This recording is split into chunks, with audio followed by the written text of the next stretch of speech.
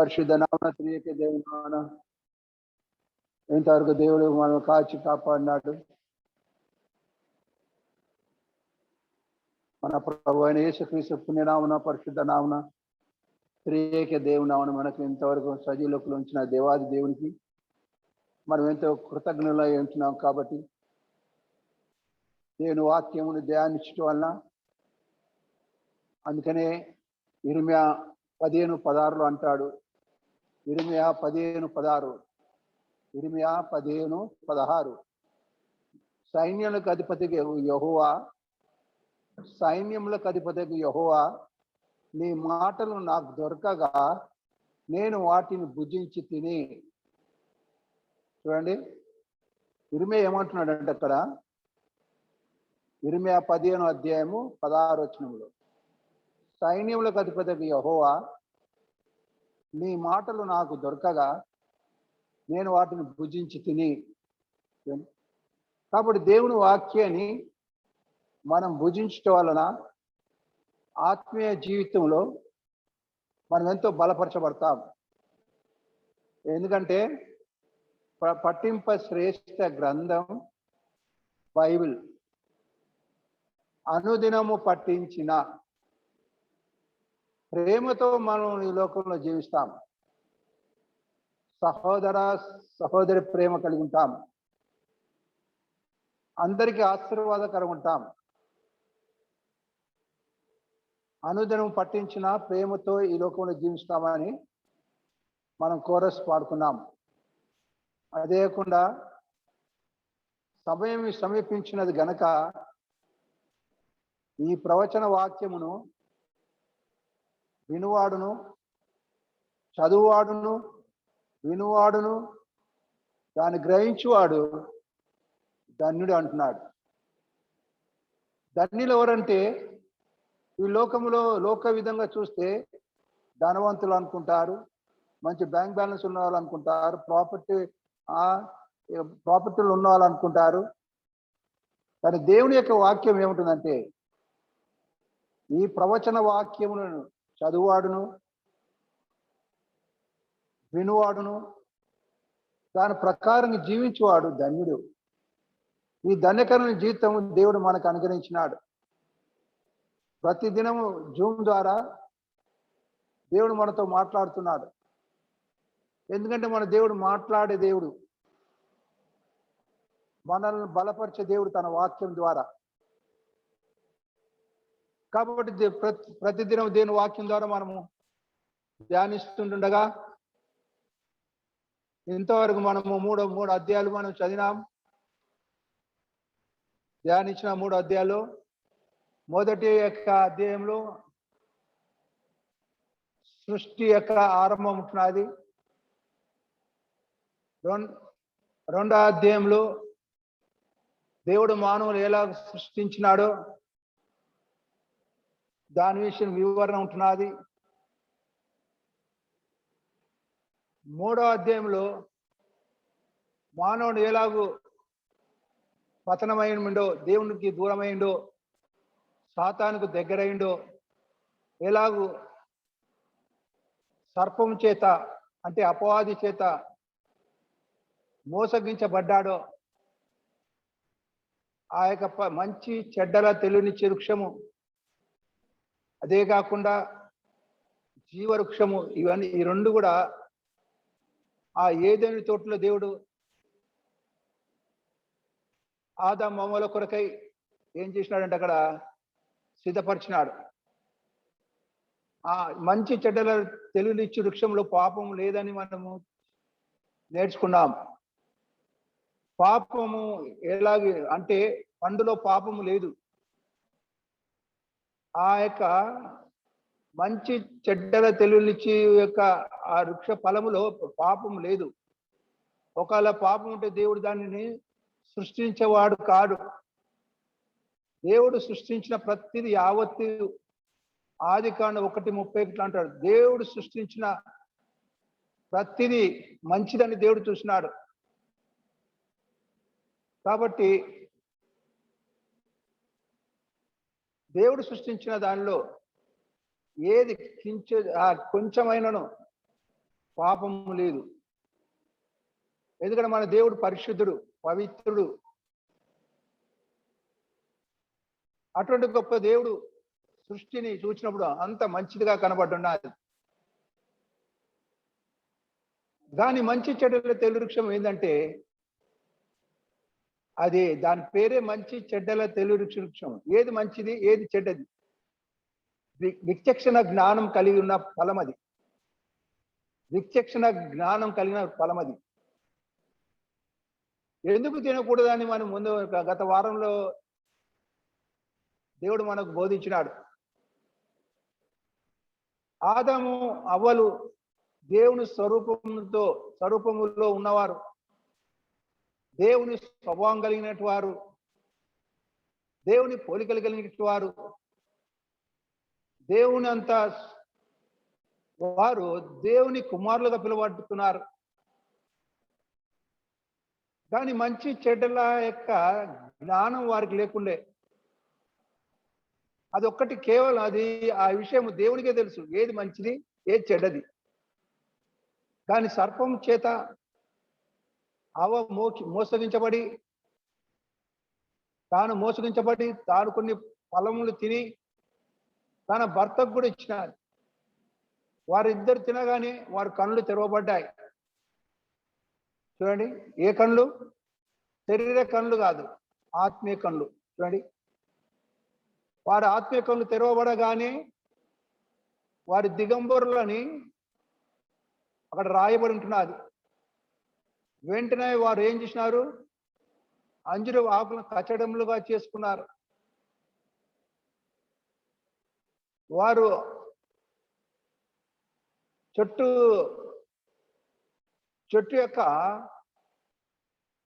దాపున వారు దాక్కున్నారు. అదే కాకుండా దేవుని స్వరం విని కూడా దేవుని సన్నిధికి రాలేకపోయినారు. ఆ స్వరం విని వారు భయపడ్డారు. కారణం అంటే ఆజ్ఞ అతిక్రమం వలన వారి హృదయంలో ఏమొచ్చిందంటే భయం వచ్చింది. పాపముకు ఉన్న శక్తి ఏంటంటే భయపెడుతుంది, కృంగదీస్తుంది, అధైర్యపరుస్తుంది, అవమానం తీసుకొస్తుంది, నింద తీసుకొస్తుంది. అదే కాకుండా ఐక్యత లేకుండా చేస్తుంది. అదే కాకుండా పాపం ఎప్పుడైతే ప్రవేశించిందో ఆదాము అవ్వలు ఒకరి మీద ఒకరు నిందలు మోపుకుంటున్నారు. కాబట్టి పాపం ఏంటంటే దురాశ. పాపము దురాశ ఏం చేసిందట? పాపము గర్భం ధరించి ఇదేమిందంటే పరిపక్వమై మరణం కన్నది. ఇవన్నీ మన లాస్ట్ యొక్క బైబిల్లో మనం విన్నాం. ఇప్పుడు మనము ఆదికాండంలో ముఖ్యమైన వ్యక్తులను చూస్తున్నాం. ఆదికాండం ఆ ముఖ్యమైన వ్యక్తులు ఎవరంటే, మొట్టమొదటి వ్యక్తి ఎవరంటే ఆదాము అని తెలుసు. చూడండి, ఆదాము. తర్వాత వస్తున్నారు ఏంటంటే చూడండి ఇక్కడ నోహావు. ముఖ్యమైన వ్యక్తులు ఆదాము తర్వాత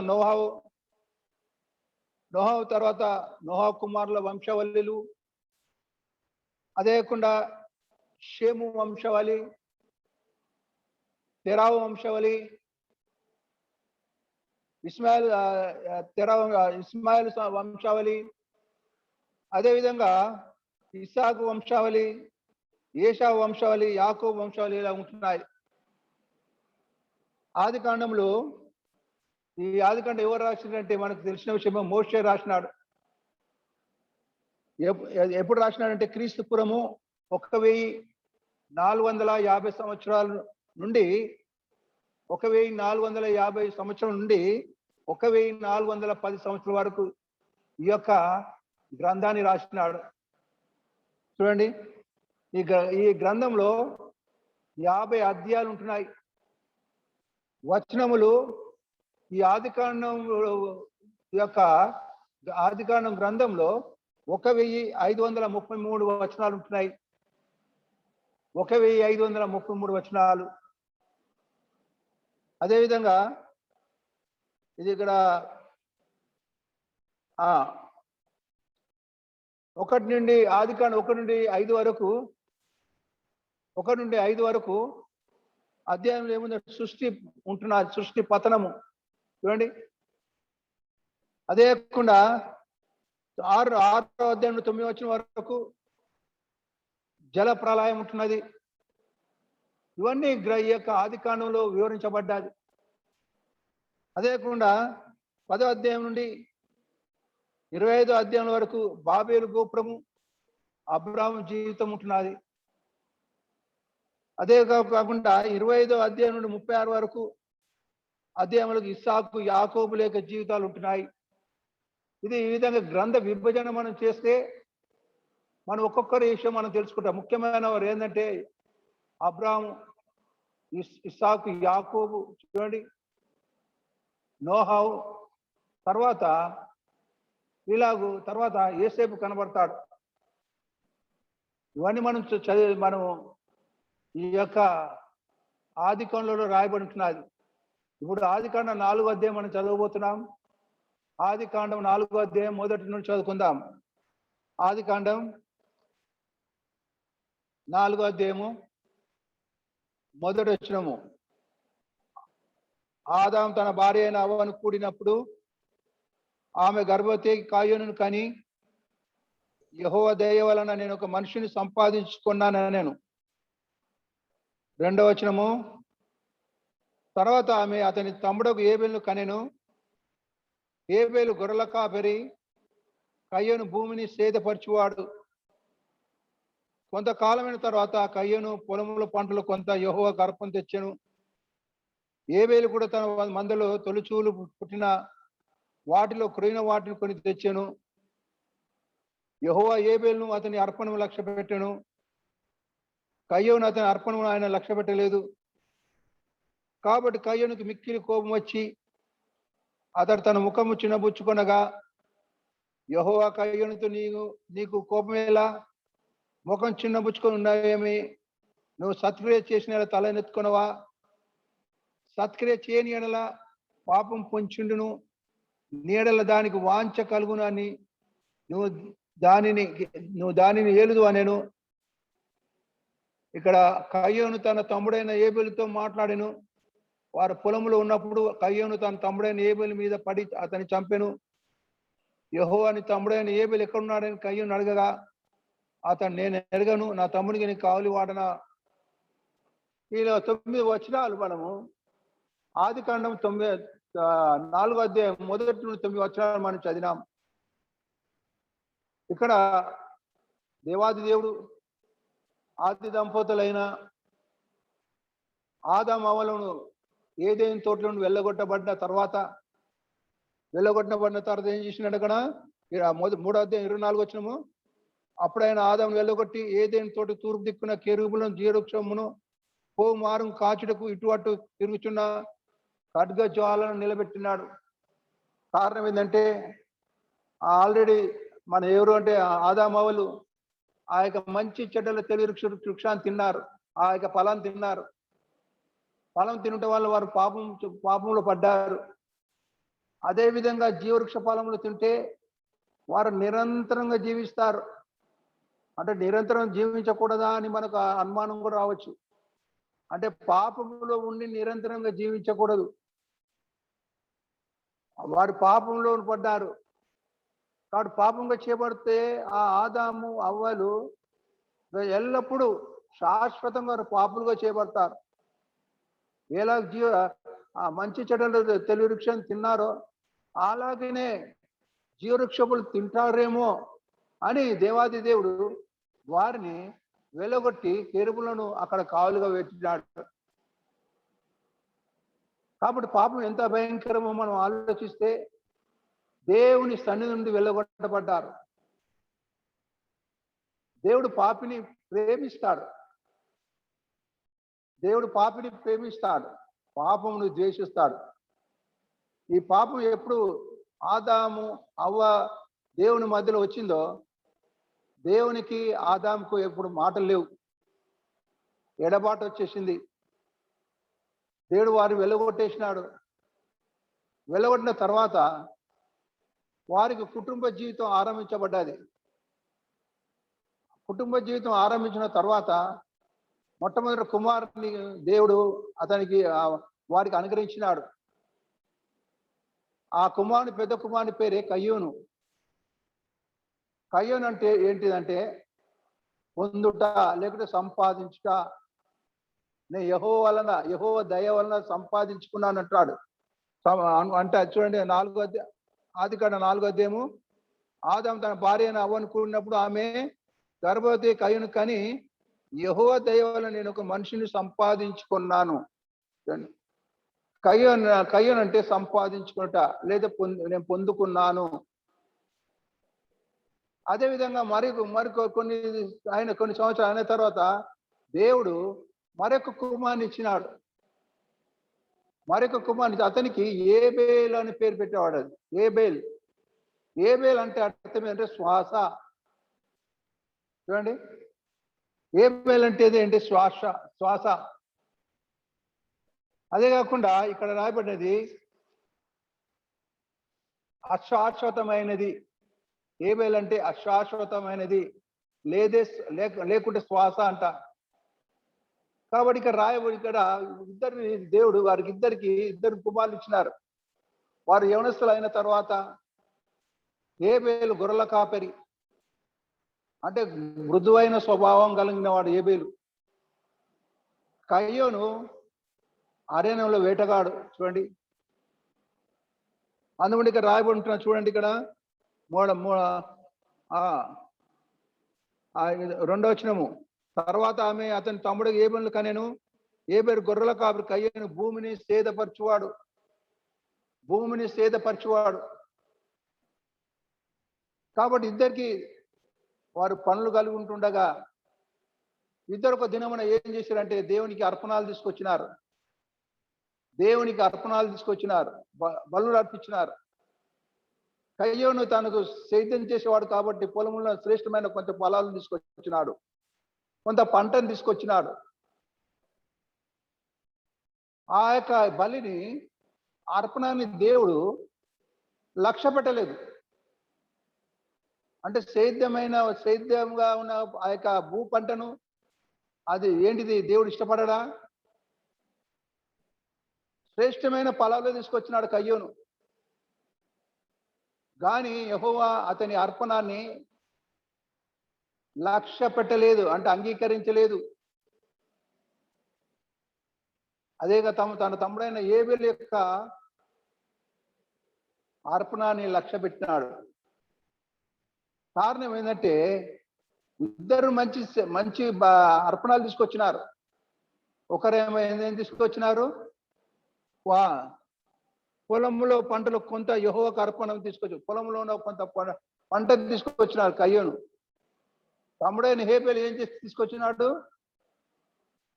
ఆ క్రొవిన గొర్రె పిల్లని తీసుకొచ్చినాడు. కానీ ఈ అర్పణాలు మంచిగా, కానీ కయ్యూను హృదయం సరిగలేదు. చూడండి, అర్పణాలు మనం ఎంత దేవునికి ఎంత శ్రేష్టమైన బలి అర్పించినా, ఎంత డబ్బు ఇచ్చినా, మన హృదయం సరిగా లేకుండా దేవుడు మన అర్పణాన్ని అంగీకరించాడు. అదేవిధంగా ఏబేలు యొక్క అర్పణాన్ని దేవుడు అంగీకరించినాడు. ఏబేలు మృదువైన వాడు, హృదయంలో కపటము లేనివాడు, దేవుని యందు భయభక్తులు కలిగినట్టు వాడు. చూడండి, అందును బట్టి దేవుడు హృదయాలను పరీక్షిస్తాడు. హృదయాలను పరిశీలించేవారు ఈ లోకంలో ఎవరు లేరు, కేవలం దేవుడు ఒక్కడే.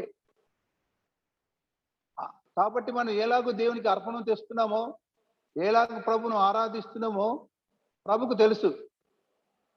కాబట్టి ఇద్దరు అర్పణించిన తర్వాత ఇక్కడ రాయబడేది ఆదికాండం 4వ అధ్యాయము 5వ వచనము. కయ్యూనును అతని అర్పణము ఆయన లక్ష్య పెట్టలేదు. కాబట్టి కయ్యూనికి మిక్కిలి కోపం వచ్చి అతని ముఖమును చిన్నబుచ్చుకొనగా, ఎప్పుడైతే దేవుడైన యెహోవా కయ్యూని యొక్క అర్పణ లక్ష్య పెట్టలేదు, అంటే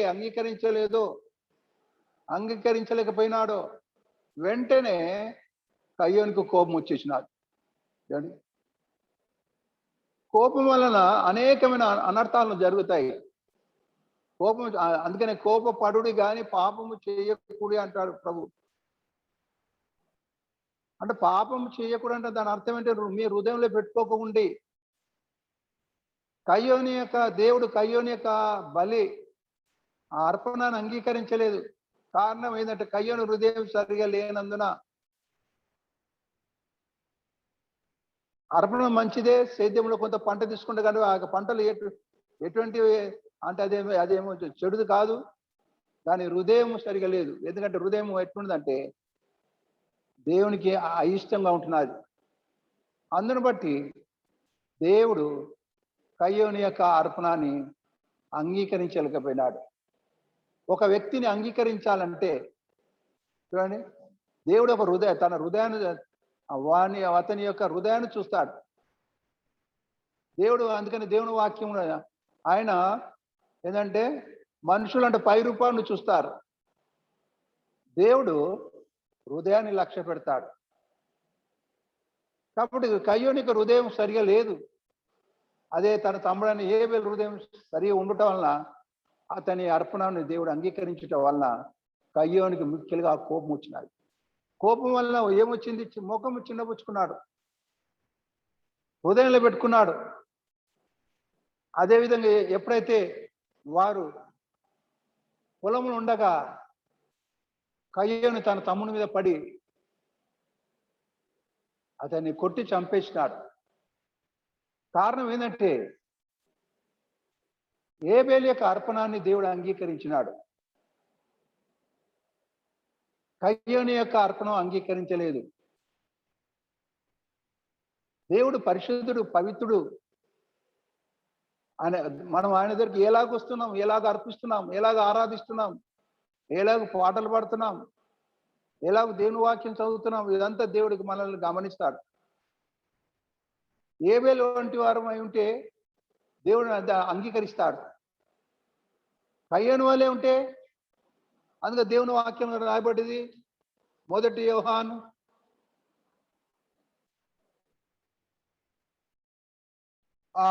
3:12. మొదటి యోహాను 3:12. మనము కయ్యోను వంటి వారమై ఉండరాదు. వాడు దుష్టుని సంబంధి అయి తన సహోదరుని చంపెను. వాడు అతన్ని ఎందుకు చంపెను? తన క్రియలు చెడ్డవి, తన సహోదరుని క్రియలు నీతి గలవైనవి ఉండేను. ఎందుకు కయ్యోను హేబెలును చంపినంటే కయ్యోని యొక్క క్రియలు చెడ్డవి. చెడు ఎక్కడుంటే చెడ్డ హృదయం సరిగా లేదు. ఎప్పుడైతే హృదయం చెడిపోతే ముఖం చిన్నగా పుచ్చుకుంటున్నాడు. కారణం ఏంటంటే కోపం పెట్టుకున్నాడు తన సహోదరు మీద. ఆ క్రియలను బట్టి దేవుడు కయ్యోని యొక్క అర్పణను అంగీకరించలేదు. తన సహోదరుని క్రియలు మంచి కాబట్టి దేవుడు హేబెలు యొక్క అర్పణ అంగీకరించినందున కయ్యోను తన తమ్ముని ఆయన హేబెలు మీద పడి చంపేసినాడు. అందుకనే యోహాను అంటాడు, ఎవరు ఈ యోహాను? ఎవరు? ప్రభువైన యేసుక్రీస్తు యొక్క శిష్యుడు. ఏమంటాడంటే మనము కయ్యోను వంటి వారమై ఉండరాదు. మనకు బోధిస్తున్నాడు, మనల్ని హెచ్చరిస్తున్నాడు. కయ్యోను ఎటువంటి వాడు? హృదయంలో కోపం పెట్టుకున్నవాడు. నిష్కారణంగా తన తమ్ముని చంపేసినాడు. చంపిన తర్వాత కూడా దేవుడని యెహోవాను కయ్యోను అడుగుతున్నాడు. ఏమని చూడండి ఇక్కడ, ఆదికాండ 4:9. యెహోవా నీ తమ్ముడైన హేబెలు ఎక్కడున్నాడని కయ్యోను అడగగా అతడు, నేను ఎరగను, నేను తమ్మునికి నేను ఎరగను, నా తమ్ముడికి నేను కావలివాడనా నేను. చూడండి, ప్రభు దేవాదేవుడు యెహోవా దేవుడు కయ్యోనుకు అవకాశం ఇస్తున్నాడు. అంటే దేవునికి సమస్తం తెలుసు. హేబెలు చంపబడ్డాడని, హేబెలు చంపినవాడు ఎవరు? కయ్యోనని ప్రభుకు సమస్తము తెలుసు. అయినప్పటికీ కూడా కయ్యోను అడుగుతున్నాడు, నీ యొక్క తమ్ముడైన ఏబేలు ఎక్కడా? ఒక అవకాశం ఇస్తున్నాడు కయ్యోనుకు. ఏమి ఏమి అవకాశము? క్షమాపణ అడుగుతాడేమో. ప్రభా నా ద్వారా నేను కోప్పడిన తమ్ముని మీద పడి చంపినాను, నన్ను క్షమించు అని ఒకవేళ అని ఉంటే ప్రభు క్షమించి ఉండునేమో. కానీ ఇక్కడ తమ్మును చంపి అదే కోపము హృదయంలో పెట్టుకొని దేవాది దేవుడైన సృష్టికర్త అయిన దేవునితో అంటున్నాడు, నా తమ్మునికి నేను కాలు వాడనా అని అంటున్నాడు. నిజంగా చూస్తే మనం ఒకరు కావలి వారమే. ఒకరి విషయం ఒకరు దేవుడు ఏం చేస్తాడు, ఒకరు మనం బాధ్యత కలిగినట్టు వారమే. అందుకని గలతీ 6:2 అంటాడు. గలతీయులు రాసిన పత్రిక 6:2.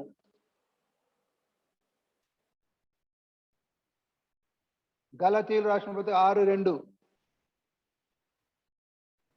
ఒకని భారం ఒకడు భరించి ఇలాగ క్రీస్తు నియమమును పూర్తిగా నెరవేర్చుడి. చూడండి, ఒకరి భారం ఒక్కను భరించాలి. ఏ భారం? ఆత్మీయమైన భారం. ప్రభు ఇక్కడ కయ్యూను అడుగుతున్నాడు, నీ తమ్ముడు ఎక్కడా అని. అక్కడ కయ్యూను కోపంతో సృష్టికర్తన దేవుణ్ణి ఎదిరిస్తున్నాడు, నా తమ్మునికి నేను కావాలి వాడనా అని. దేవుడు అవకాశం ఇచ్చినప్పుడు కూడా కయ్యూను ఆ అవకాశాన్ని పోగొట్టుకున్నాడు. ఒక వ్యక్తిని దేవుడు అనేకమైన అవకాశాలు ఇస్తుంటాడు మనకు. అవకాశం ఇచ్చినప్పుడు మనం దేవుని దగ్గర మనం సరి చేసుకుంటే మంచిది. అక్కడ దానియేలు గ్రంథంలో నెబుకద్నెజరుకు దేవుడు అవకాశం ఇచ్చినాడు. ఎంత సమయం ఇచ్చినాడంటే 1 సంవత్సరం పాటు ఇచ్చినాడు. కానీ నెబుకద్నెజరుకు మారు మనసు రాలేదు. తన హృదయంలో గర్వించి ఈ సామ్రాజ్యం అంతా నా బలం చేత, ఇదంతా నేనే కట్టించిన కదా అని అతిశయిస్తున్నాడు. వెంటనే పశువు యొక్క మనసు వచ్చేసింది. అక్కడున్న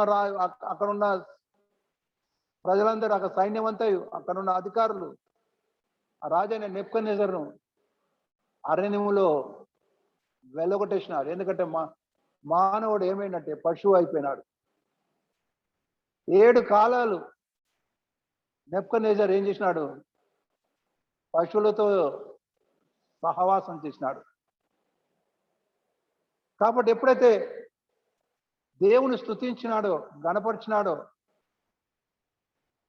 తన పాపం ఒప్పుకున్నాడో, మరలా దేవుడు రాజైన నెబుకద్నెజరుకు మరలా ఏం ఇచ్చినాడంటే మానవ బుద్ధి ఇచ్చినాడు, మానవ మనసు ఇచ్చినాడు, తన పోగొట్టుకునే సమస్తం తిరిగి ఇచ్చినాడు. అటువంటి అవకాశం కయ్యోనికి ఇవ్వాలనుకున్నాడు. కయ్యోను ఆ అవకాశం జార విడుచుకున్నాడు. కాబట్టి ఇక్కడ దేవుని వాక్యం చూడండి, ఆదికాండం 4వ అధ్యాయము 10వ వచనము. 4:10. అప్పుడైనా నీవు చేసిన పని ఏమిటి? నీ తమ్ముని రక్తము యొక్క స్వరము నేలలో నుండి నాకు మొరపెట్టుచున్నది. చూడండి, ఏబేలు చనిపోయినాడు. కానీ ఏబేలు చనిపోయినా కానీ భూమిలో నుండి ఏబేలు రక్తం మొరపెడుతున్నది. రక్తం అంటే ఏంటిది? ప్రాణము. చూడండి, ఏబేలు యొక్క ప్రాణము దేవుడికి మొరపెడుతున్నది. దేవుడు ఆ రక్తం యొక్క, ఏబేలు యొక్క రక్తాన్ని యొక్క ఆ స్వరాన్ని విన్నాడు. అందుకనే ఇక్కడ ఆదికాండం 4:10. అప్పుడైనా నీవు చేసిన పని ఏమిటి? నీ తమ్ముని రక్తం యొక్క స్వరము నేలలో నుండి నాకు మొరపెట్టుచున్నది. కావున నీ తమ్ముని రక్తం నీ చేతిలో నుండి పుచ్చుకొని నోరు తెరిచిన ఈ నేల మీద ఉండకుండా నువ్వు శపింపబడిన వాడవు. ఇంతవరకు ఆదామవలను దేవుడు శపించలేదు, వారిని శిక్షించినాడు 3వ అధ్యాయంలో. ఎప్పుడైతే తిరుగుబాటు చేసినాడో కయ్యను దేవునికే, దేవుడు అప్పుడు మానవుని శపిస్తున్నాడు కయ్యను. దేవుడు ఎవరిని శపించాడు? ఎప్పుడైతే దేవునికే విరోధంగా తిరిగితే దేవుడు కయ్యోను శపించినాడు. కయ్యోను అంటే ఏంటిది? ఇక్కడ కయ్యోను అంటే బల్లెము చూడండి. కాబట్టి ఇక్కడ రాయబడి మనము నేర్చుకునేది ఏంటంటే, మనం కయ్యోను స్వభావం గలవారు ఉండకూడదు. కయ్యోను తన సహోదరుడైన ఏబేలును చంపేసినాడు. ఎందుకంటే అతనికి వాని క్రియలు చెడ్డవి కనుక, వాని యొక్క తమ్ముడైన ఏబేలు యొక్క క్రియలు మంచివి కాబట్టి. ఈ లోకంలో మంచి చెడ్డ ఎప్పుడు పోరాడుతూనే ఉంటుంటుంది. మంచి చెడ్డ ఎప్పుడు పోరాడుతూనే ఉంటుంటుంది. కాబట్టి మనము ఏబేలు యొక్క రక్తము భూమిలో నుండి ఏం చేస్తుంది? మొరపెడుతున్న దేవునికి. కారణం ఏంటంటే ఏబేలు నిష్కారణముగా చంపబడ్డాడు. అదేవిధంగా ప్రకటన గ్రంథంలో ఉంటున్నది. ప్రకటన గ్రంథంలో మరి ఒక్కరి యొక్క రక్తాలు మొరపెడుతున్నాయి. ప్రకటన 6వ అధ్యాయము, ప్రకటన 6వ అధ్యాయము 9 నుండి 10 వచనం వరకు, ప్రకటన 6వ అధ్యాయము 9 నుండి 10 వరకు. ఆయన 5వ ముద్ర విప్పినప్పుడు దేవుని వాక్యం నిమిత్తమును తామిచ్చిన సాక్ష్యం నిమిత్తమును వధింపబడిన వారి ఆత్మలను బలిపీఠం క్రింద చూచి తిని, వారు నాదా సత్యస్వరూపి పరిశుద్ధుడా, ఎందాక తీర్పు తీర్చకై మా రక్తము నిమిత్తము భూనివాసులకు ప్రతిదండన చేయక ఉందు అని బిగ్గరగా కేకలు వేసినారు. బలిపీఠం క్రింద కొన్ని ఆత్మలు మొరపెడుతున్నాయి దేవునికి. ఎందుకంటే వారు ఈ లోకంలో ఉన్నప్పుడు వారు హత్య చేయబడ్డారు. దేని కొరకు? దేవుని వాక్యంను బోధిస్తుంటే అందుకని రాయబడేది చూడండి. ప్రకటన 6వ అధ్యాయం 9, 10. ఆయన 5వ ముద్ర విప్పినప్పుడు దేవుని వాక్యం నిమిత్తం శ్రమ వచ్చింది. తామిచ్చిన ప్రభు కొరకు సాక్షులుగా జీవించినందుకు ఈ యొక్క అన్ని జిల్లా వారిని చంపేసినారు. వారితో చెప్పబడ్డారు కానీ వారి యొక్క రక్తం మొరపెడుతున్నారు బలిపీఠం కింద. బలిపీఠం అంటే ఏంటిది? భూమి. బలిపీఠం అంటే ఏంటిది? భూమి. ఈ భూమిలో నుండి వారి రక్తం మొరపెడుతుంది దేవునికి. ఎందాక అయ్యా మాకు న్యాయం తీర్చవు అని బలిపీఠం అంటే ఏంటి అంటే భూమి. భూమిలో నుండి వారి యొక్క రక్తము దేవునికి మొరపెడుతున్నది. భూమిలో నుండి ఏబేలు యొక్క రక్తం మొరపెడుతున్నది. అదేవిధంగా చూడండి ఇక్కడ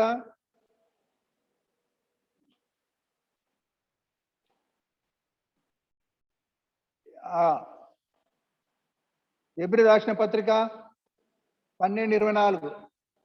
ఎబ్రీ 12:24. ఎబ్రీలో రాసిన పత్రిక 12:24. క్రొత్త నిబంధనకు మధ్యవర్తి అయిన యేసునొద్దకును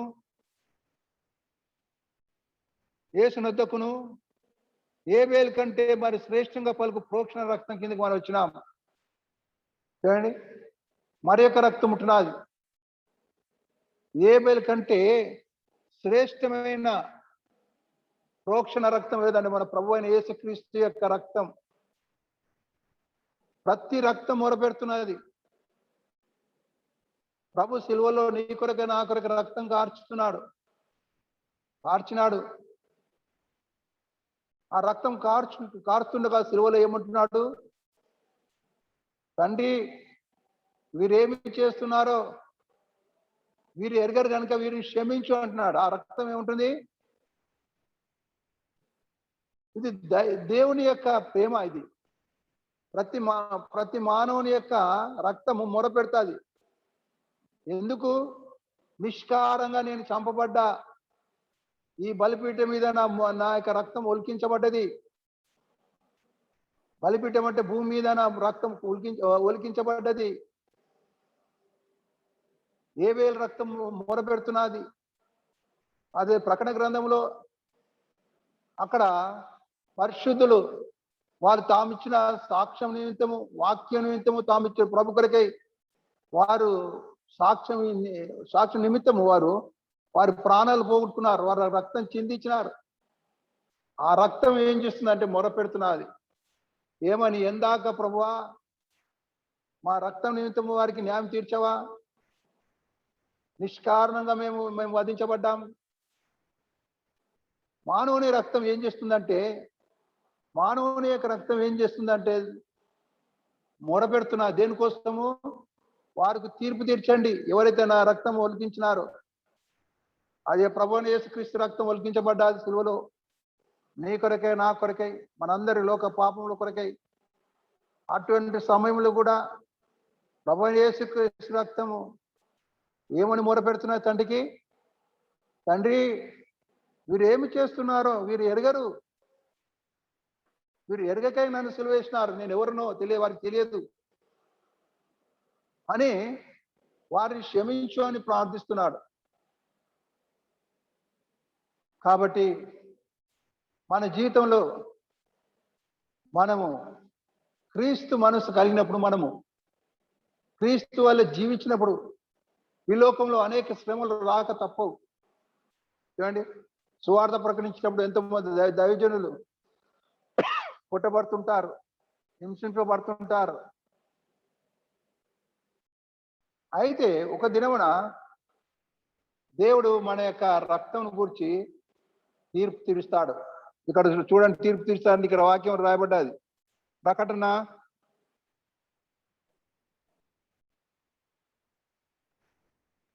6వ అధ్యాయము, ప్రకటన 6వ అధ్యాయము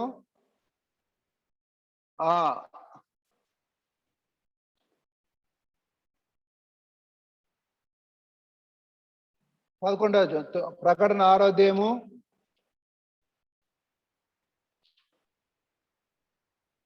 10వ వచనము. వారు నాదా సత్యస్వరూపి పరిశుద్ధుడా, ఎందాక తీర్పు తీర్చక మా రక్తం నిమిత్తం భూనివాసులు ప్రజ్ఞ చేయకుండా అని బిగ్గరగా కేకలు వేసిరి. ఇంకా 11వ వచనము. తెల్లని వస్త్రం వారిలో ప్రతివానికి ఇయ్యబడెను, మరి వారి వలన చంపబడువారు వారి సహదాసులకు సహోదరులకి లెక్క పూజ వరకు ఇంకా కొంచెం కాలం విశ్రింపమని వారితో చెప్పాను.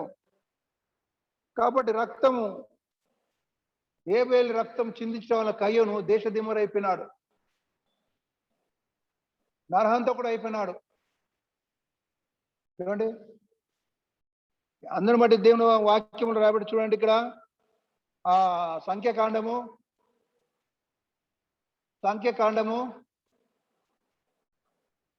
35:33. సంఖ్యాకాండం 35:33. మీరుండు దేశమును అపవిత్రపరచకూడదు,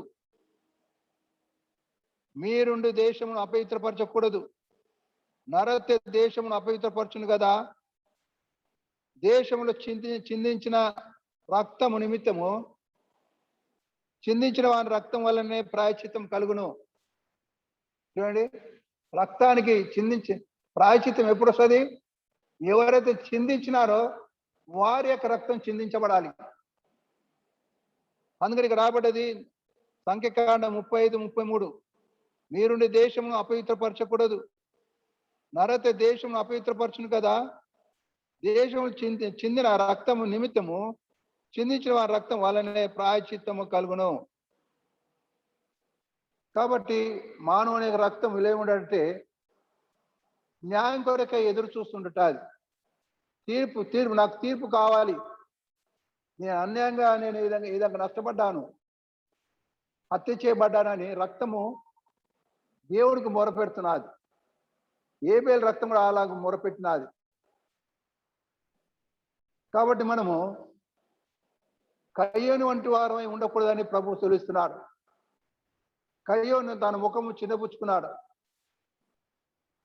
కాబట్టి ముఖము ఎందుకు చిన్నబుచ్చుకుంటారు?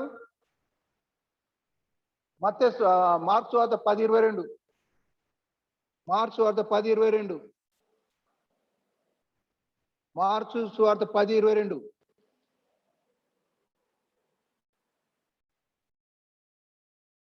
మార్క్సు వార్త 10:22. అతడు మిగులు ఆసక్తి గలవాడు గనుక ఆ మాటకు అతడు మిగులు ఆస్తి గలవాడు గనుక ఆ మాట ముఖము చిన్నబుచ్చుకొని ఆస్తి గలవాడు దుఃఖపడుచు వెళ్ళిపోయాను. ఆ మాట ముఖము చిన్నబుచ్చుకొని దుఃఖపడు. చూడండి, చూడండి. కాబట్టి కారణం ఏంటంటే ముఖం ఎందుకు చిన్నబుచ్చుకున్నాడు? హృదయం సరిగలేదు. కయ్యను ఎందుకు చిన్నబుచ్చుకున్నాడు? వాకిట్లో పాపం ఉన్నది. చూడండి, పాపం దూరం పోదు, ఎప్పుడు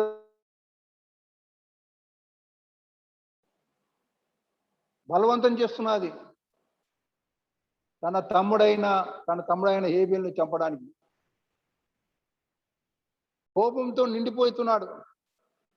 సమయం ఎక్కడ దొరుకుతుంది నా తమ్ముని హేబేలుని చంపాలని? సమయం దొరకగానే ఆ యొక్క పొలంలో పడి అతని మీద పడి చంపేసినాడు. దయగల దేవుడు, కృపా గల దేవుడు ఏమంటున్నట్టే, క్షమించడానికి మరలా దేవునికి ఉద్దేశము. నీ తమ్ముడని హేబేలు ఎక్కడ ఉన్నాడంటే దానికి కూడా తాను దేవుని ఎదిరిస్తున్నాడు.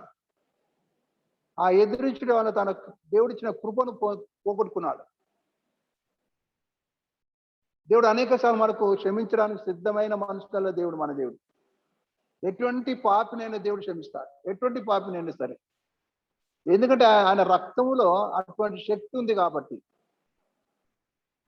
మన రక్తములు ఏముంటది? రివెంజ్ తీసుకోవాలి. రివెంజ్. మానవుని రక్తములు ఏముంటది? నేను రివెంజ్ తీసుకుంటా, చూడండి. కానీ ప్రభు యొక్క రక్తములు ఏముంది? ఎటువంటి పాపినైనా క్షమించడానికి సిద్ధంగా ఉంటాడు. కాబట్టి ఇక్కడ చూడండి, ఇక్కడ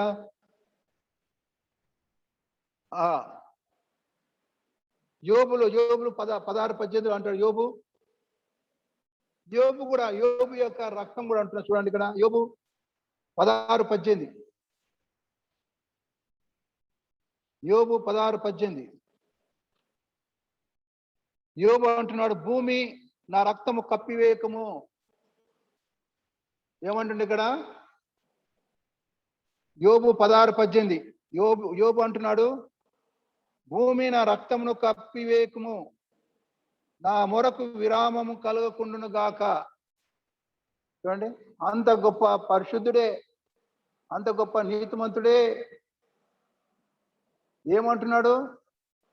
భూమితో మాట్లాడుతున్నాడు. భూమి నా రక్తమును కప్పివేయకము, నా మొరకు విరామము కలగకుండును గాక. మానవుని యొక్క రక్తం అటువంటిది అన్నమాట. మానవుని రక్తంలో ఏముంది? పాపం, అపవిత్రత, రివెంజ్. అది ప్రభు యొక్క రక్తం. అందుకనే దేవుని 1 యోహాను 1:9 అంటున్నాడు. 1 యోహాను 1:9, మన పాపమును మనం ఒప్పుకొని ఎడల మన దేవుడు నమ్మదగిన వాడు. ఏం చేస్తాడు? మనలను క్షమించి సమస్త దుర్నీతుల నుండి మనం ఏం చేస్తాడంట? పవిత్రులుగా చేస్తాడు. దుర్నీతి నుండి మనల్ని విడిపిస్తాడు, కడుగుతాడు, పవిత్రులుగా చేస్తాడు. ఆయన రక్తంలో ఉన్న శక్తి. ఎంతటి పరిశుద్ధుడైనా సరే ఆయన రక్తంలో ఏముంటది? మానవుని హృదయంలో రివెంజ్, ఏదో ఒక పాపం ఉంటుంది. అందుకనే మానవుని యొక్క రక్తం చిందించిన తర్వాత మానవుని రక్తము అది ఎండిపోతుంది. చూడండి, కొద్ది క్షణాల్లో కొద్ది సమయం వరకు అది ఉండి ఆ యొక్క రక్తం ఎండిపోతుంది. కారణం ఏంటి? అందులో పాపం ఉన్నది కాబట్టి. అదే ప్రభు యొక్క రక్తం, అదే రక్తము తీసుకొని తండ్రి సన్నిధికి చేరినాడు. చూడండి, ఆ రక్తం ఇంకా పరలోకం ఉంటున్నది, యేసు ప్రభు యొక్క రక్తం. ఎప్పుడు ప్రభు ఈ శిలువ కార్యం ముగించి ఆరోహణమయ్యేటప్పుడు అందును బట్టి మగ్ధలేని మరియతో అంటాడు, మరియా నువ్వు నన్ను ముట్టుకొనవద్దు, నేను తండ్రి యొద్దకు ఎక్కిపోలేదు, నా సహోదరు దగ్గరికి వెళ్ళి చెప్పు అని అలా చెప్తుంటాడు. కారణం ఏంటంటే ఆ సమయంలో ఆయన రక్తం తీసుకొని, ప్రభు యొక్క రక్తం తీసుకొని తండ్రి దగ్గరికి వెళ్ళిపోతాడు. అందరు ప్రాయశ్చిత్తం కొరకు తండ్రి దగ్గర తన రక్తం చూపెడతాడు. ఆ రక్తాన్ని చూసి మన అందరిని దేవుడు ఏం చేసినాడు, క్షమించేసినాడు. అందుకని ఒక పాట ఉంది, నా సంకట దుఃఖములెల్లా తీరిపోయేగా, నశింపజేయు దూత నన్ను దాటిపోయేను, నశింపజేయు దూత నన్ను దాటిపోయేను, విలువైన గొర్రె పిల్ల రక్తము ద్వారా, విలువైన గొర్రె పిల్ల రక్తము ద్వారా కలిగి ఉన్నట్టే కలిగి ఉన్న రక్షణలో దాగి ఉంటేని, నా సంకట దుఃఖములెల్లా తీరిపోయేగా, నశింపజేయు దూత నన్ను దాటిపోయేను, నశింపజేయు దూత నన్ను దాటిపోయేను. చూడండి, కాబట్టి పాత నిబంధనలు మరి యొక్క రక్తాన్ని మనం చూస్తాం. రెండవ రాజులు 9:26, రెండవ రాజులు 2:9-26. అప్పుడు యెహోవా సెలవిచ్చినది ఏమనగా, నిశ్చయంగా నాబోతు రక్తమును వాని కుమారుల రక్తమును నిన్నటి దినమున నేను చూచి తిని గనుక ఈ భూభాగమందు నేను దానికి ప్రతీకారము చేయుదును. దేవాది దేవుడు నిష్కారణంగా యెజబేలు అదేవిధంగా అహాబు ఇద్దరు ఏకీభవించి నిర్దోషి అయిన నాబోతు యొక్క ద్రాక్ష తోటను ఆక్రమించడం వలన, ఆశించడం వలన, ఆ నాబోతు తన ద్రాక్ష తోటను ఇవ్వనందున రాళ్లతో కొట్టబడ్డాడు. ఇదంతా యెజబేలు యొక్క ప్రేరేపణ ద్వారా అహాబు రాజు చేసినాడు. తన భార్య అయిన యెజబేలు యొక్క ప్రేరేపణ ద్వారా. అదే దేవాది దేవుడు అంటున్నాడు, నాబోతు యొక్క రక్తమును వాని కుమారుల రక్తమును నిన్నటి దినము నేను చూచి తిని గనుక ఈ భూభాగం మీద నేను దానికి ప్రతీకారం చేస్తాను. నాబోతు యొక్క రక్తం కూడా దేవునికి మొరపెట్టినది. కాబట్టి మన జీవితంలో కయ్యోని యొక్క స్వభావం ఉండకూడదు. 1 యోహాను 3:15 ఉన్నది. 1 యోహాను 3:15, 1 యోహాను 3:15.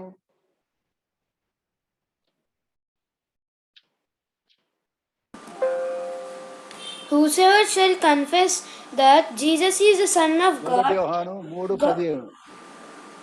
whosoever shall confess that Jesus is the Son of God, God dwelleth in him. 1 యోహాను 3:15 కాదు.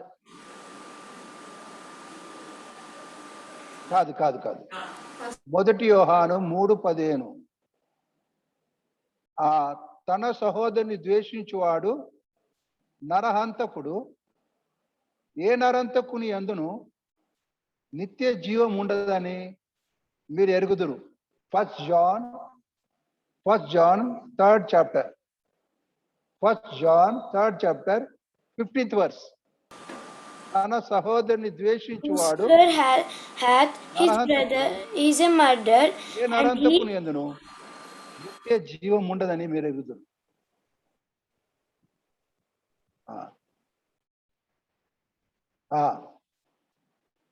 తన సహోదరుని ద్వేషించేవాడు నరాంతకుడు, ఏ నరాంతకుని యందును నిత్య జీవము లేదు. చూడండి, కాబట్టి కయ్యోను జీవితాన్ని మనం పరీక్షిస్తే ఇక్కడ నరాంతకుడికి ఏముండదు, నిత్య జీవం లేదు. తన సహోదరునికి నిత్య జీవం ఉంటున్నది. కయ్యోని యొక్క పాపమును బట్టి, ఆ పాపం ఏంటిదంటే, పాపం అనేక విధాలు ఉంటున్నది. ఒక కోపం అనే పాపం, మనసులో ఉంచుకోవడం పాపం. చూడండి, ఆ పాపం ఎక్కడ ఉన్నదంటే ఆ వాకిట్లో పొంచి ఉన్నదంట. చూడండి, కాబట్టి వాడి జీవితంలో మనం పరీక్షించుకోవాలా. పాపం చేత మనము నింపబడ్డమా? పాపం చేత మనము నడిపించబడుతున్నామా? అయితే ప్రభు దగ్గర వద్దాం. ప్రభు దగ్గర క్షమాపణ ఉంటున్నది. కయ్యోనుకు దేవుడు అవకాశం ఇచ్చినాడు క్షమించడానికి, కానీ ఆ అవకాశాన్ని దేవుడు ఆ కయ్యోను కోరుకున్నాడు. అందుకని అంటారు, మనము కయ్యోను వంటి వారం ఉండకూడదు. మరి ఎలా ఉండాలి చూడండి. 1 యోహాను 3వ అధ్యాయము 14. 1 John 3rd chapter 14th verse. మనము సహోదరులను ప్రేమించున్నాము గనుక మరణములో నుండి జీవంలోనికి దాటి ఉన్నాము ఎరుగుదాము. మనము సహోదరులను ప్రేమిస్తే మనము మరణంలో నుండి మన జీవంలో దాటినట్టు వారమే. కాబట్టి చెప్పబడిన ఈ కొన్ని మాటలను బట్టి మొట్టమొదటి నరాంతకుడు ఎవరంటే బైబిల్లో మనకు తెలిసిన విషయమే కయ్యోను. మొట్టమొదటి దేశదిమ్మరు ఎవరంటే కయ్యోనే. చూడండి, ఎందుకంటే ఆది దంపతులు చేసిన పాపమును వారి కుటుంబం అంతా నష్టం తీసుకొచ్చినది. పాపం ఒకసారి మన జీవితంలో మన కుటుంబంలో ఎంటర్ అయితే కుటుంబంలో నెమ్మది లేకుండా చేస్తారు. భార్య భర్తల మధ్యలో కావచ్చు, అన్నదమ్ముల మధ్యలో కావచ్చు, సంఘాలలో మధ్యలో, సంఘస్థులలో కావచ్చు, సేవకులలో కావచ్చు. చూడండి, కాబట్టి మనల్ని పరీక్షించుకోవాలి. మనం కయ్యోను వంటి వారమా, లేకుంటే హేబేలు అటువంటి వారు? హేబేలు ఎప్పుడు తిరుగుబాటు చేయలేదు, శ్రేష్టమైన బలి అర్పించినాడు. హేబేలు తెలుసుకున్నాడు రక్తం ద్వారానే పాప క్షమాపణ ఉంటున్నదని. అందుని బట్టి గొర్రె పిల్లని తీసుకొచ్చినాడు. చూడండి, కాబట్టి గొర్రె పిల్ల దేని గురించి సాదృశ్యం అంటే మన ప్రభు అయిన యేసుక్రీస్తుకు గుర్తు. అందుకని బాప్తిస్మం ఇచ్చి యోహాను అన్నాడు, ఇదిగో లోక పాపను మోసుకొని పోచున్న దేవుని గొర్రెపిల్లగా. కాబట్టి పాపానికి ప్రాయశ్చిత్తం చేయాలంటే ఈ భూ సంబంధమైన వాటి ద్వారా కాదు, కేవలం ప్రభు అయిన యేసుక్రీస్తు రక్తము ద్వారా అని హేబేలు మనకు బోధిస్తున్నాడు. రక్తము చిందించకుండా మనకు పాప క్షమాపణ లేదు. ఎబ్రీ పత్రికలు ఉంటారు, రక్తం చిందించకుండా మనకు పాప క్షమాపణ లేదు. అందుకనే ఇశ్రాయేలు ప్రజలు పాపం చేసినప్పుడల్లా వాళ్ళు గొర్రెలు, మేకలు, కోడలు, ఇంకా పేదవాడైతే గువ్వలు తీసుకొచ్చేవారు వారి పాపములను కొరకై ప్రాయచిత్తం చేయడానికి. రక్తం ఏం చేస్తారంటే ప్రాయచిత్తం చేస్తారు, కడుగుతారు. కానీ ఈ భూ సంబంధమైన రక్తం మనల్ని కడగదు. ఈ భూ సంబంధమైన ఇశ్రాయేలు ప్రజలు ఈ యొక్క గోవుల రక్తం ద్వారాను, మేకల రక్తం ద్వారా, అందుకనే ఎబ్రీలు రాసిన పత్రిక, ఎబ్రీలు రాసిన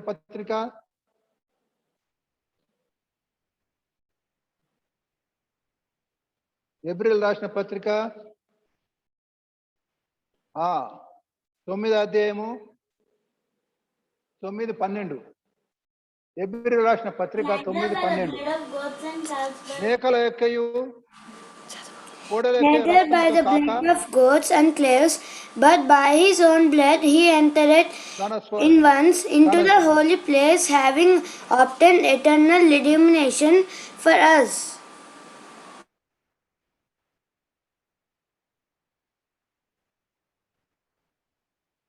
thirteen For if the blood of ఏలైనగా bulls మేకల యొక్క and of ఎడ్ల యొక్క goats రక్తమును మైలపడినది వారి మీద ఆవు దూడ బూడిద చల్లు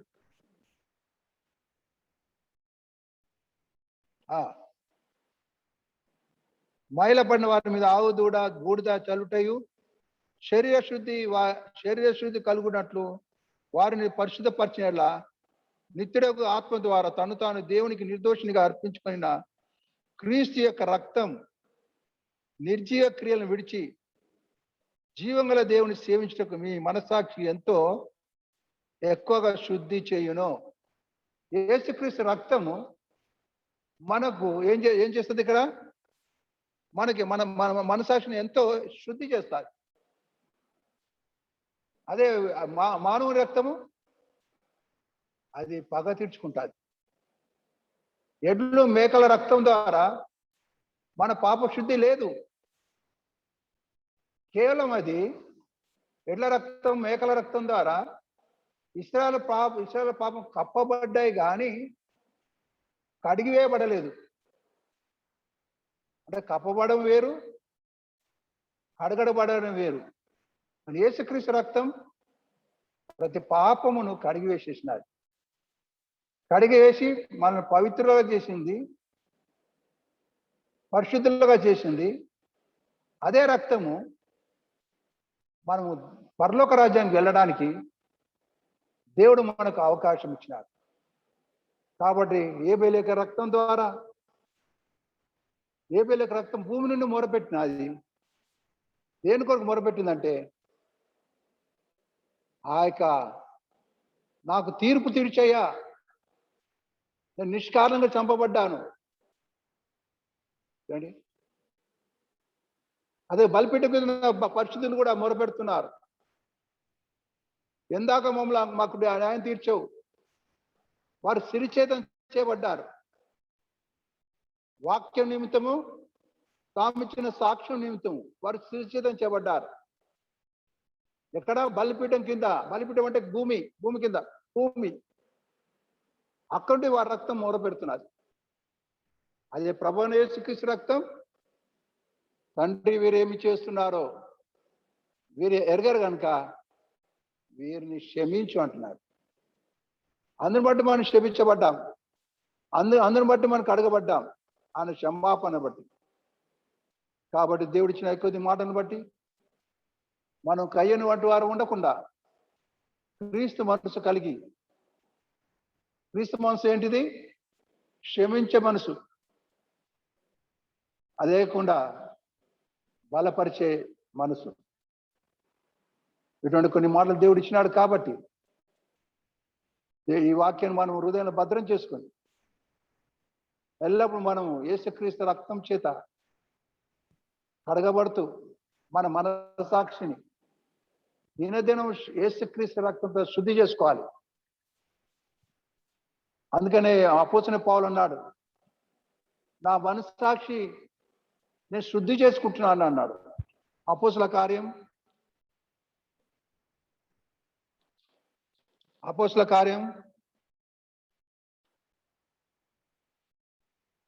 24:16. అపోస్తల కార్యము 24:16. ఈ విధమున నేనును దేవుని ఎడలను మనుషుల ఎడలను ఎల్లప్పుడూ నా మనసాక్షిని నిర్దోషమైనగా ఉన్నట్లు అభ్యాసము చేసుకొనుచున్నాను. అంటే ప్రాక్టీస్ చేసుకుంటున్నాడు. తన మనసాక్షిని ఏం చేసుకుని నిర్దోషంగా ఉండాలని. ఎవరి ఎడల? మనుషుల ఎడలను దేవుని ఎడలను సరిగ్గా చూసుకుంటున్నాడు. అందుకని 24:16లో ఈ విధమున నేనును దేవుని ఎడలను మనుషుల ఎడలను ఎల్లప్పుడూ నా మనసాక్షి నిర్దోషమైనదిగా ఉండనట్లు అభ్యాసం చేసుకొనిచున్నాను. అభ్యాసం అంటే ఏంటిది? Practice. Practice makes man perfect. ఒక ఆత్మీయుడు తను ఏం చేస్తున్నాడు? తన మనసాక్షిని శుద్ధి చేసుకుంటున్నాడు యేసుక్రీస్తు రక్తం ద్వారా. మనుషుల ఎడల సరిగ్గా తన జీవితం సరి చేసుకుంటున్నాడు, దేవుని ఎడల సరి చేసుకుంటున్నాడు. మనం చాలా మటుకు మన దేవుని దగ్గర సరి చేసుకుంటాం. దేవుని ఎడల దగ్గర చేయడం చాలా ఈజీ. అదే మనం సహోదరుల, మన కుటుంబంలో, మన బంధువులలో మన మన మన మన మనసాక్షిని సరి చేసుకుంటున్నామా? ఇప్పుడు మనసాక్షి సరి చేసుకున్నప్పుడే మనుషులతో సమాధానం ఉంటే దేవునితో సమాధానం ఉండవు. ఏంటి? వర్టికల్ గా, ఆరిజెంటల్ గా మనం అందరితో ఆరిజెంటల్ అంటే మనుషులతో సమాధానం ఉంటే, వర్టికల్ గా అంటే దేవుడితో సమాధానం ఉంటాం. ఒకవేళ ఆరిజెంటల్ గా సమాధానం లేకుంటే మనం వర్టికల్ అంటే దేవునితో సమాధానం ఉండలేము. మొట్టమొదటి మనుషులు ఎదుటితోని దేవునితో మన మనసాక్షిని శుద్ధి చేసుకోవాలి. దేని చేత? యేసుక్రీస్తు రక్తం ద్వారా, యేసుక్రీస్తు వాక్యం ద్వారా. అదే కూడా అపోస్తల కార్యము చూడండి 23 మొదటి వచనము. అపోస్తల కార్యము 23 మొదటి వచనము. పౌలు మహాసభ వారిని తేరి చూచి, సహోదరులారా, నేను నేటి వరకు కేవలము మంచి మనసాక్షి గలవాడని దేవుని ఎదుట నడుచుకుంటున్నాను అని చెప్పాను. తాను సాక్షి చెప్తున్నాడు. నేను ఎలాగుంటున్నాను? దేవుని ఎడల నేను మంచి మనసాక్షి కలిగి ఉంటున్నాను. అలాగ మనం చెప్పగలమా? మన దేవుని దగ్గర మనం సరి చేసుకుంటాం, కానీ మనుషుల ఎదుట కూడా మనం సరి చేసుకోవాల్సి ఉంటున్నది. అప్పుడే దేవుడు మనల్ని జ్ఞాపకం చేసుకొని ఆయన రాజ్యానికి మనం వారసులుగా చేస్తాడు. ఈ లోకంలో మనం అందరిని బట్టి ప్రభుని మనం చూడాలంటే హెబ్రీ 12:14, హెబ్రీలో రాసిన పత్రిక 12:14, అందరితో సమాధానం ఉండండి. సమాధానం ఉంటేనే పరిశుద్ధత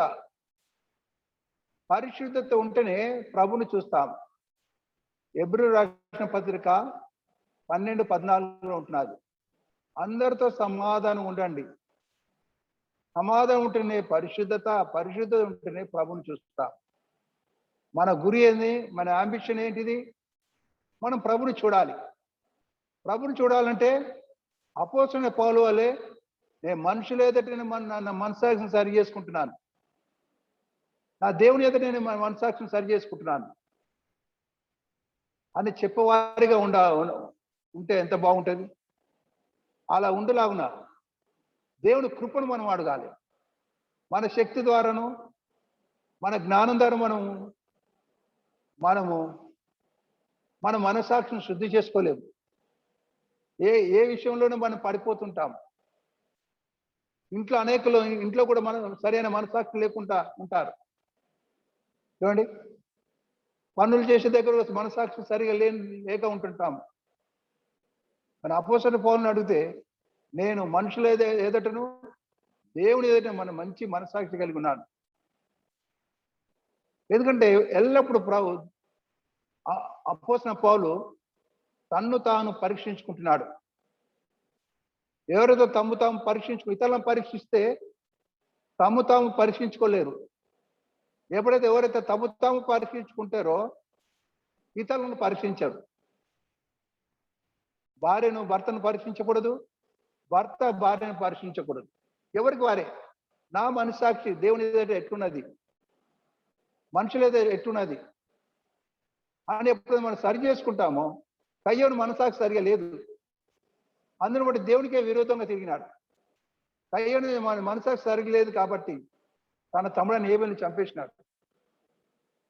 కాబట్టి మన మనసాక్షిని ఏ విషయంలో మనను దోషారోపణ చేస్తుందో చూడండి.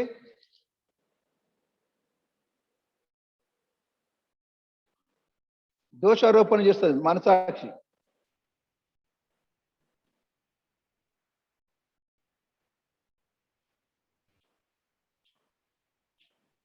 ఆ ఎఫెసీయులకు రాసిన పత్రిక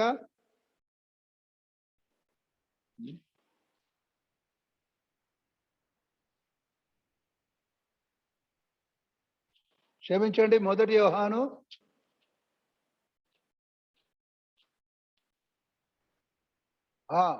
1 యోహాను 3వ అధ్యాయము 1 యోహాను 3 అధ్యాయము 20 వచనము 3:21 Beloved, ఇందువలన మనము సత్య సంబంధం ఎరుగుదము, దేవుడు మన హృదయముల కంటే అధికుడై సమస్తము ఎరిగి ఉన్నాడు కనుక మన హృదయం ఏ విషయములలో మన యందు దోషారోపణ చేయనో ఆయా విషయములలో ఆయన ఎదుట మన హృదయములను సమ్మతిపరుచుకుందాం. ప్రియులారా, మన హృదయము మన యందు దోషారోపణ చేయని ఎడల దేవుని ఎదుట ధైర్యం గల వారం అగుదము. ఈ వాక్యాన్ని బాగా ధ్యానించండి. 1 యోహాను 3వ అధ్యాయము 19-20. మనం మనసాక్షి దోషారోపణ చేస్తే దేవుని ఎదుట మనము ధైర్యంగా ఉండలేము. కాబట్టి మన మనసాక్షి ఎలాగుంటున్నదో, పయ్యను మనసాక్షి సరిగలేదు. అక్కడ దేవుని ధిక్కరించినాడు, దేవుణ్ణి ఎదిరించినాడు, ఇక్కడ తన తమ్ముడైన హేబెల్ని చంపేసినాడు. కాబట్టి ప్రతిదినం మన ఏ విషయంలో మన మనసాక్షి మన హృదయం దోషారోపణ చేస్తుందో ఆ విషయంలో సరి చేసుకున్నప్పుడు మనం దేవుని ప్రభు సన్నిధిలో ధైర్యంగా ఎదుర్కొంటాం, ప్రభును చూస్తాం, ఆయన సన్నిధిలో ఉంటాం.